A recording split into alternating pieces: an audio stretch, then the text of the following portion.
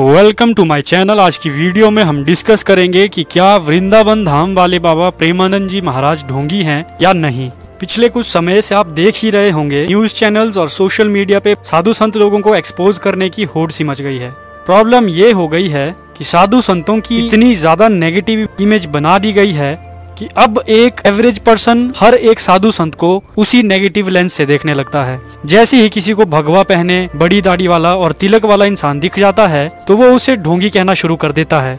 Christians और मुस्लिम को साधु संतों को ढोंगी कहना समझ में आता है, पर खुद हिंदू भी ये हरकत करते हैं। ऐसा इसलिए होता है क्योंकि वो एक नकली और असली साधु के बीच फर्क ही नहीं कर पाते। स्वाभाविक सी बात है, जिन लोगों ने अपने एक भी ग्रंथ ना पढ़े हो और ना ही समझे हो, उन्हें कहां से पता होगा एक असली और नकली साधु के बीच का फर्क। जब भी हम किसी संत को ढोंगी कहते हैं तो उसका क्राइटेरिया क्या है। कुछ लोगों के लिए सिर्फ बाबा शब्द ही काफी है।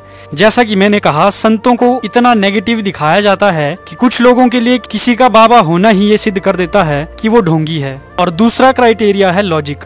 आजकल लोग बहुत ज्यादा लॉजिकल हो चुके हैं, तो अकॉर्डिंग टू सम पीपल अगर कोई संत लॉजिकल बात नहीं कर रहा है तो इससे ये सिद्ध होता है कि वो संत ढोंगी है। पर सवाल ये है कि क्या संत को ढोंगी डिक्लेयर करने के लिए ये क्राइटेरिया सही है। पहला क्राइटेरिया जिसमें लोगों को साधु और संत नाम से ही चिढ़ होती है, वो तो नेगेटिव मार्केटिंग और हेट का रिजल्ट है।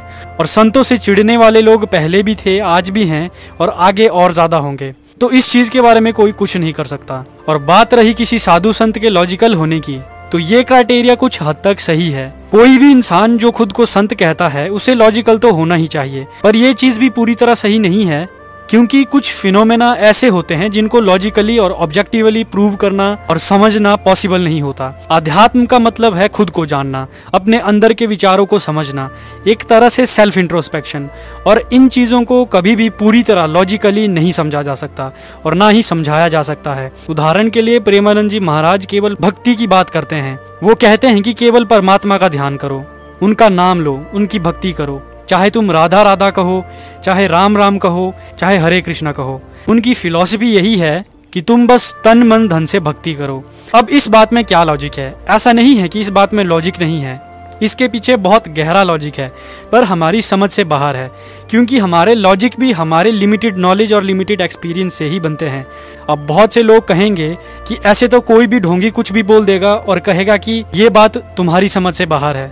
अब कौन सही है कौन गलत है, इसे जानने के लिए हमें देखना पड़ेगा कि भक्ति करने के लिए बोल कौन रहा है। क्या उस व्यक्ति में संतों वाले गुण हैं? क्या उसने काम, क्रोध, लोभ, मोह इन सब से छुटकारा पा लिया है? क्या उसमें विवेक है? ये सब मैटर करता है। उदाहरण के लिए प्रेमानंद जी महाराज कहते हैं भक्ति करो।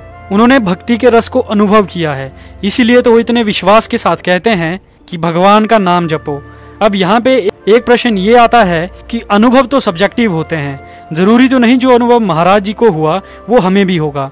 एक आदमी के कह देने से थोड़ी होगा, ये बात भी सही है। लेकिन जब हजारों लोगों को भक्ति के रस का अनुभव हुआ हो तो इस पर आप क्या कहेंगे कि वो सब झूठ बोल रहे हैं? सत्य तो ये है, भक्ति एक सब्जेक्टिव फिनोमेना है जिसको केवल अनुभव किया जा सकता है। एक व्यक्ति झूठ बोल सकता है, लेकिन जब बहुत से लोगों को वो अनुभव हुआ हो तो संभव है कि वो बात सत्य है।